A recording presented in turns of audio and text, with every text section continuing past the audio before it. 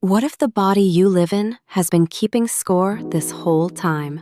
Not of calories or steps or hours of sleep, but of every emotion you swallowed, every boundary you didn't set, every time you said, "I'm fine," when you were anything but fine.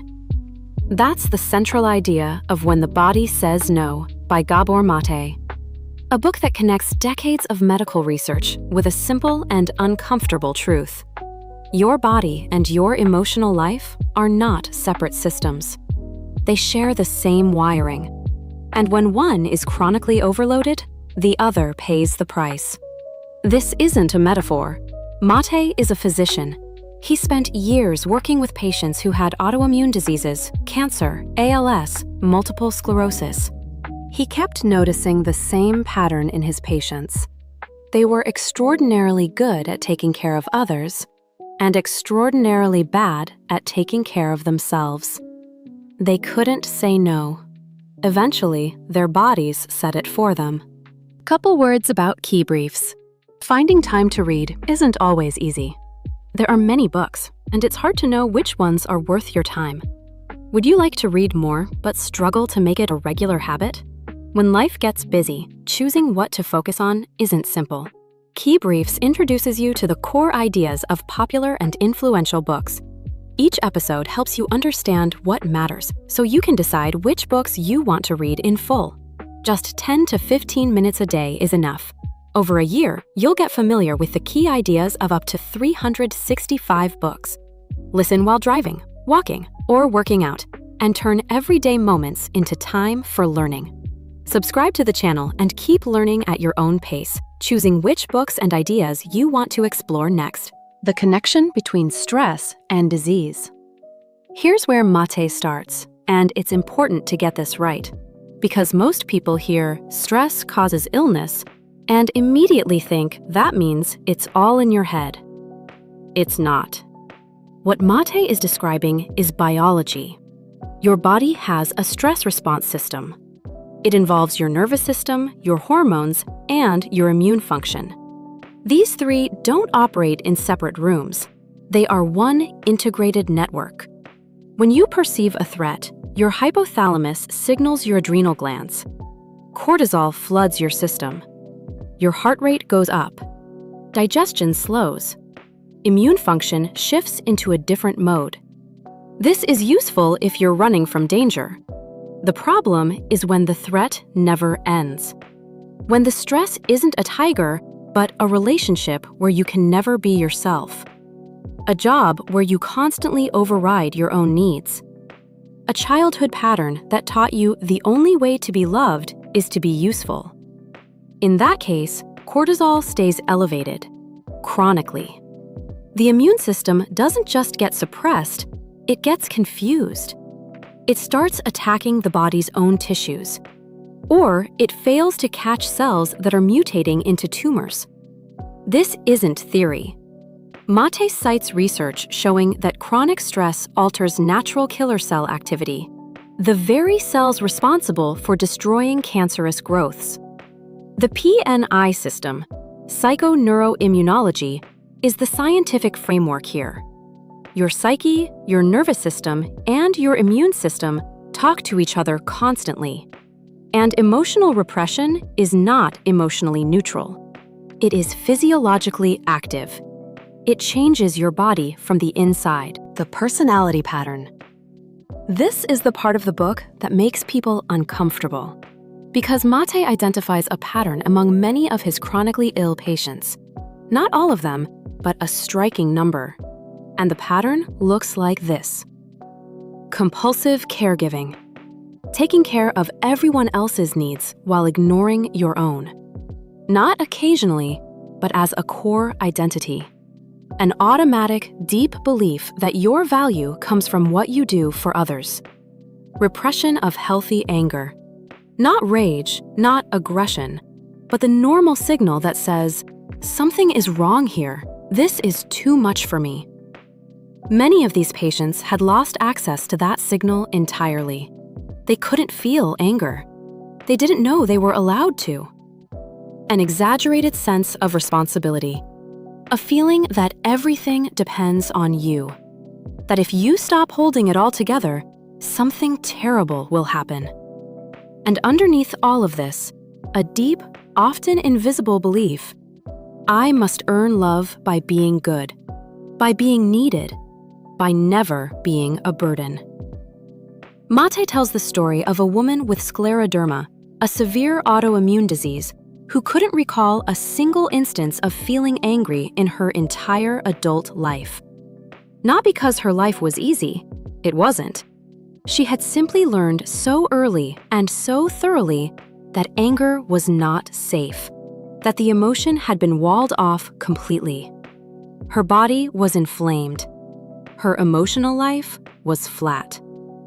He describes patients with ALS who were universally described by their families as the nicest person you'd ever meet. People who never complained, never asked for help, carried everything in silence, until the body could no longer carry anything at all. This is not about blaming anyone for being kind. It's about the cost of a kindness that has no off switch. A kindness that exists because saying no was never an option. Where does the pattern come from? It almost always starts in childhood. Not necessarily in trauma, as most people imagine it. Not necessarily abuse or neglect, although those certainly count. It starts in the emotional environment. A child needs two things: attachment and authenticity. Attachment means closeness to the people who keep you alive. Authenticity means being able to feel and express what's actually happening inside you. Here's the problem. When a child's authentic feelings threaten the attachment, the child will abandon authenticity every single time. This isn't a decision, it's survival. If a parent is overwhelmed or depressed or emotionally unavailable, the child learns very quickly which feelings are welcome and which are not. A kid who sees that anger makes mom withdraw learns, don't be angry. A kid who sees that sadness makes dad uncomfortable learns, don't be sad. A kid who gets love only when they're helpful and quiet and good learns, that is who I must be. And this isn't something the child thinks about. It becomes wired into the nervous system as a baseline operating mode. The body learns before the mind has words for it. Matè calls this the multi-generational transmission of stress. Not because parents are villains, but because they pass on patterns they themselves received, often without knowing it. A mother who never learned to set boundaries raises a daughter who never learned to set boundaries. Not through instruction, through modeling, through the emotional atmosphere of the home. What repression actually does to the body. So what happens when you spend years, decades, a lifetime suppressing your emotional signals? Your nervous system stays in a state of low-grade emergency. Not fight or flight exactly, more like a permanent hum of vigilance. The sympathetic nervous system never fully stands down. Cortisol remains elevated even when nothing dramatic is happening. The immune system, operating under these conditions, starts to malfunction. Matè describes this not as a breakdown, but as a logical consequence. The body isn't failing randomly. It is responding accurately to the internal environment it's been given.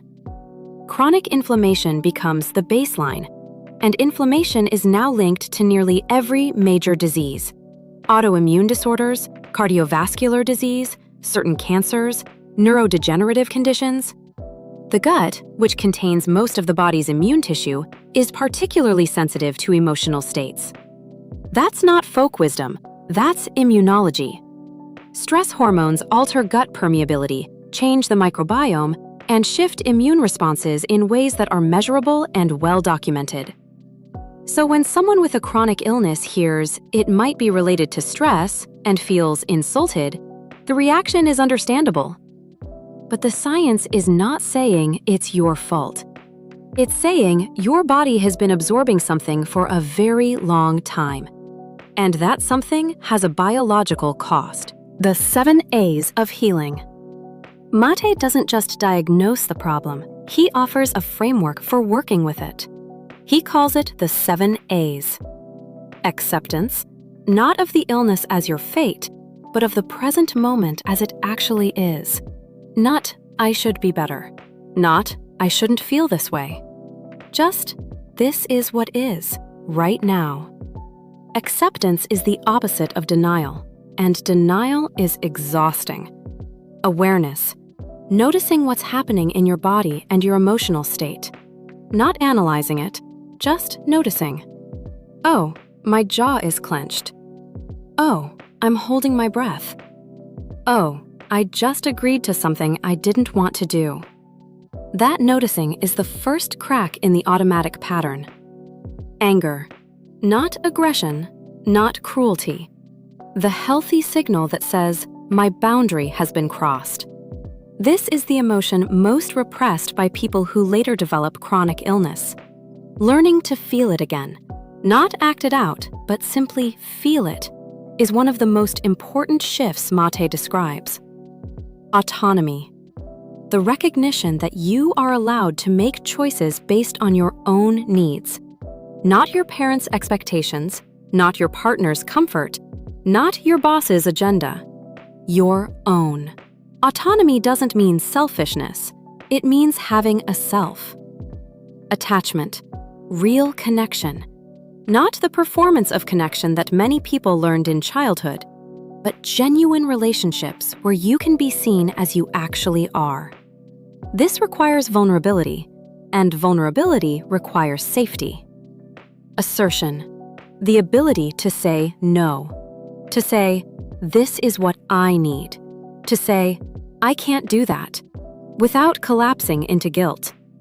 For people who've spent their whole lives pleasing others, this feels dangerous. It isn't. It's necessary. And affirmation, not positive thinking, not forced gratitude. The quiet internal recognition that you matter, that your feelings are valid, that your needs are real.